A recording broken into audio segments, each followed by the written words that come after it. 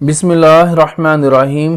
السلام علیکم ناظرین، تمام تعریفیں اللہ تعالیٰ کی پاک ذات کے لیے جو تمام جہانوں کی خالق، مالک اور پروردگار ہے، اور لاکھوں کروڑوں اربوں خربوں درود اور سلام اللہ تعالیٰ کے آخری نبی اور رسول حضرت محمد مصطفیٰ احمد مجتبیٰ صلی اللہ تعالیٰ علیہ وآلہ وسلم پر۔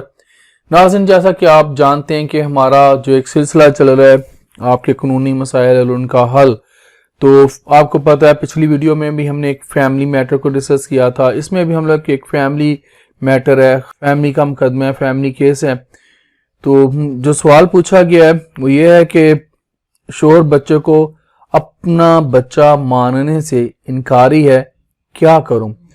ناظرین، یہ پورا سوال میں جو میری بہن نے کیا ہے وہ آپ لوگوں کے ساتھ شیئر کر دوں کہ وہ کہتی ہیں کہ میری شادی کو 4 سال ہو گئے ہیں، ایک 3 سال کا بیٹا ہے، ہم دونوں یعنی کہ وہ میاں بیوی جو تھے 2 سال سے الگ رہ رہے ہیں۔ وہ ان کے جو شوہر ہیں وہ کہتی ہیں کہ مجھ پر بےہودہ الزامات لگایا کرتے تھے، طلاق بھی نہیں دی انہوں نے اور ساتھ بھی نہیں ان کو رکھتے۔ اب تنگ آ کر وہ جو میری بہن ہے انہوں نے اپنے بچے اور اپنا جو ان کا خرچہ ہے اس کا مقدمہ کرنے کا شوہر کو ذرا کہا، تو ان کے جو خاوند ہیں، ان کے جو شوہر ہیں، انہوں نے کہا کہ میں عدالت کو کہوں گا کہ یہ بچہ میرا ہے ہی نہیں، ڈی این اے کروا لیں۔ تو وہ میری بہن کہتی ہیں کہ اس سلسلے میں یہ جو وہ کہتے ہیں کہ ڈی این اے کروا لیں، یہ بچہ میرا ہے ہی نہیں ہے، تو قانون میری کس طرح مدد کرے گا؟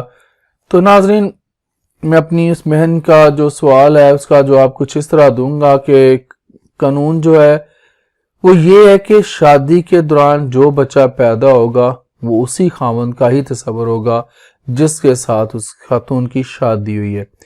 اگر خاوند جو ہے کوئی اعتراض ہے اس کے بچے کے پیدا ہونے پر، وہ اعتراضی ہے، معترض ہے، اس کو کچھ اعتراض ہے، تو پھر وہ بچہ پیدا ہوتے ہی اس کو تب چاہیے کہ وہ جو ہے کوئی کارروائی کرے، قانونی کارروائی کرے۔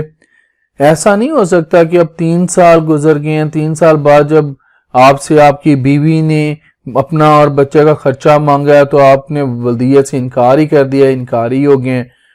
اگر وہ ناظرین اس موقع پر میری وہ بہن جو ہیں وہ سننی ہیں تو ان کو بتا دوں کہ میری بہن اگر وہ اس موقع پر ڈی این اے کروانے کی درخواست بھی دے گا آپ کا جو شوہر ہے، تو عدالت جو ہے اس کی درخواست کو مسترد کر دے گی۔